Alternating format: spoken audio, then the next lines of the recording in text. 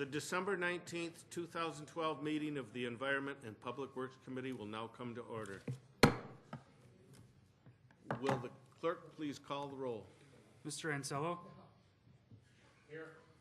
Mr. Antelli is excused. Mr. Baroth? Here. Mr. Colby? Here. Mr. Haney? Present. Chairman Howland? Here.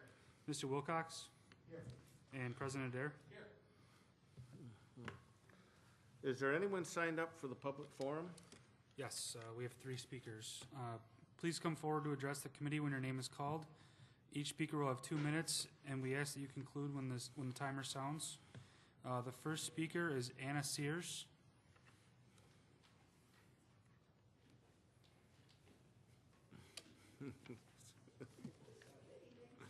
I can't move that fast. Sure, thank you.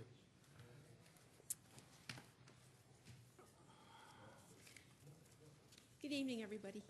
I'd like to share with you this report by a staff scientist from the National Council on Radiation Protection called Consideration of Radiation and Hazardous Waste Produced from Horizontal Hydrofracking, and you'll each get a copy.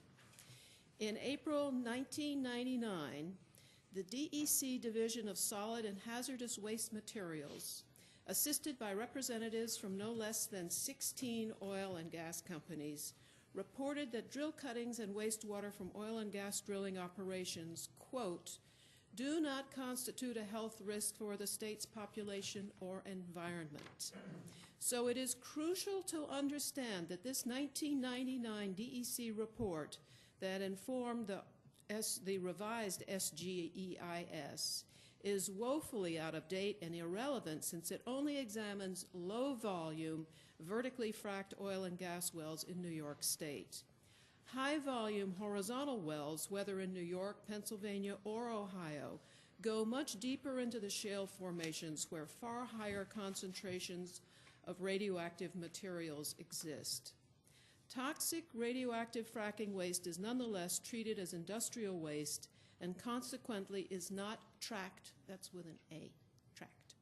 The waste treatment plant's procedure upon accepting industrial waste is to check the contents to be treated after the delivery trucks have left the site, at which time it may be too late.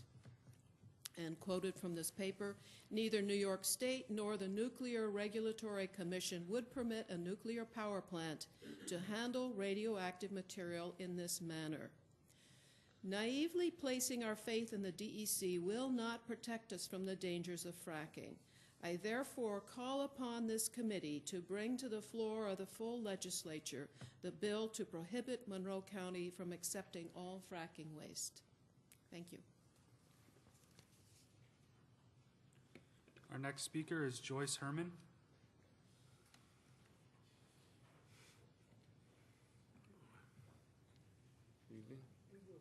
I was going to say. Good evening. Because I faced cancer when no one else in my family, my very large family, had been diagnosed with it, I became interested in the environmental links to cancer, having lived for a year on Kwajalein Island near Bikini, where atomic tests had been conducted in nearby atolls. There is absolutely no scientific question that radioactivity is a carcinogen. Marcellus Utica shale is known to be impressively radioactive, and the radium it contains is particularly long-lived, perhaps 1,000 years. We could take comfort in the fact that the DEC now acknowledges these facts by requiring testing and measuring of radioactivity prior to removal and in the flowback and in production brine. However, there is absolutely no provision for even monitoring the testing, much less for preventing removal or escape of radioactive substances once identified.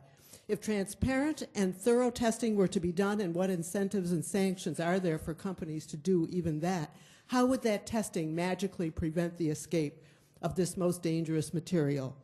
Radioactivity respects no boundaries. If we in Monroe County provide a home for these poisons, we will be responsible for extending the spread of radioactivity into homes, schools, families, animals, roads, trucks, agricultural products, rivers, and lakes. It will ultimately land in the bodies of our children and adults to do devastating harm. In a week when we are tragically focusing on protecting children, how could we make assumptions everything will be okay, that the state will protect us, that the gas and oil companies will be scrupulous about preserving our health? We cannot make decisions that would have effects 1,000,000 times worse than the havoc shooters create and lasting for generations. I second the urgent request to have you submit to the legislature a bill banning wastewater fracking from coming into our county. Thank you. Our last speaker is Peter Deebs.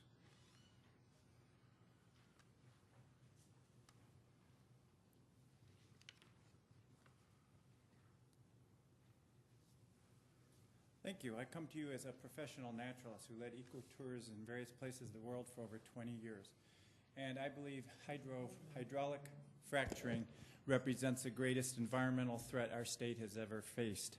One of the greatest threats of fracking, which is ignored, is the impact on our ecosystems due to habitat loss and fragmentation. Energy corporations pretty much ignore the impact of habitat loss and fragmentation on ecosystems.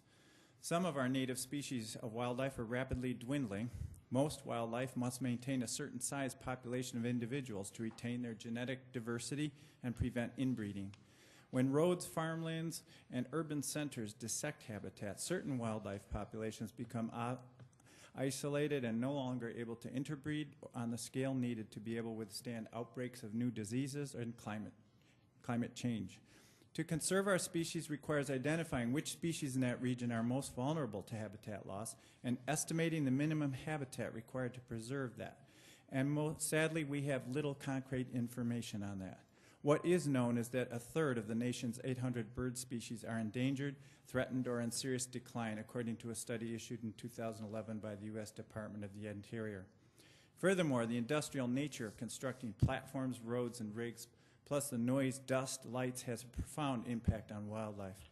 Some we know can become habituated to it, but many don't and retreat or die due to unsuccessful breeding. Fracking targets many of the only remaining large tracts of mostly untouched lands that remain in our state. Monroe County has experienced extensive urban sprawl, and little open space and undisturbed areas remain. What little remains is critical to the remaining wildlife for sustaining any kind of presence. Permitting fracking or its ancillary activities will diminish the beauty and thrill that many residents and visitors experience by visiting the places that remain and deny future generations of being able to have those experiences. The Rochester Regional Group of the Sierra Club urges you to fulfill your duty to be good stewards of the environment, protect your constituents, and ban any fracking in our county. Thank you. Thank you. Is there anyone present who is not signed up to speak who would like to address the committee at this time? We'll move along. The next item on the agenda is the approval of minutes. You have the November 28, 2012 minutes of the Environment and Public Works Committee before you. They will stand approved unless the clerk is notified of any change by the end of the day. The next item on the agenda is new business. Referral 12-376. Moved by Legislator Ansello, seconded by Legislator Colby. Is there any discussion? Legislator Haney. Thank you, Mr. Chairman. The transmittal indicates that this is phase 2. How many phases are there to the project?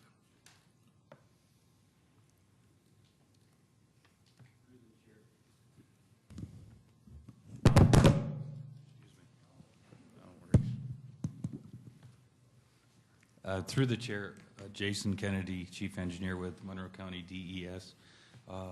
There was one prior phase, phase 1. So through the chair, this is the final phase? Through the chair, that's correct. Thank you. Second question through the chair. While the electrical and the HVAC bids are relatively close, there's a huge spread in the plumbing bid. There's a 50% spread between the high and the low bidders, and even between the low and the second lowest bidder, there's a spread of over $1,100,000. Are we confident that Blue Heron Construction can do the job for the $6 million that it bid? Through the chair, yes, we are. We conduct a standard bid review through our consulting engineer, and through various discussions with the apparent low bidders, we determine the extent to which they can perform the work. Blue Heron is certainly confident in their ability to deliver on the bid as quoted. We've had prior contracts with Blue Heron on other Pure Waters projects in particular, so they understand the nature of our business and the type of work that they're engaging in. It's also important to note that the engineer's estimate for the plumbing contract was $6.5 million. So Blue Heron is actually about 7.5% lower than the engineer's estimate, but obviously the apparent second low bid you referenced, Villager Construction at $7.1 million, is actually higher than the engineer's estimate. So when you compare against the engineer's estimate and given the background and review, there isn't such a disparity in the bid price. And again, we are certainly confident in their ability to deliver on the bid as quoted. Through the chair, that's interesting that all the other bidders were so far above the engineer's estimate. And final question through the chair, I assume in your experience on prior projects with Blue Heron, I mean, it used to be a game some bidders played that they'd lowball their bid and then try to make all their money on change orders. Have you had any experience like that with Blue Heron? Through the chair, no, that has not been our general experience working with them in the past. Thank you. Is there any further discussion? There being none, we'll go ahead and vote. All those in favor signify by saying aye. All those opposed, the referral passes. Referral 12-378, authorize a contract. Moved by Legislator Colby, seconded by President Adair. Is there any discussion? There being none, all those in favor, please signify by saying aye. Aye. Opposed? The referral passes.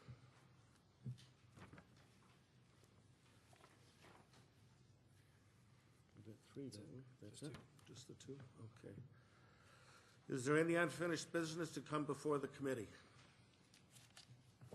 Seeing none, there being no unfinished business, the December 19th, 2012 meeting of the Environment and Public Works Committee stands adjourned. The next meeting will be January 30th, 2002 at 5 p.m. 2013, I'm sorry.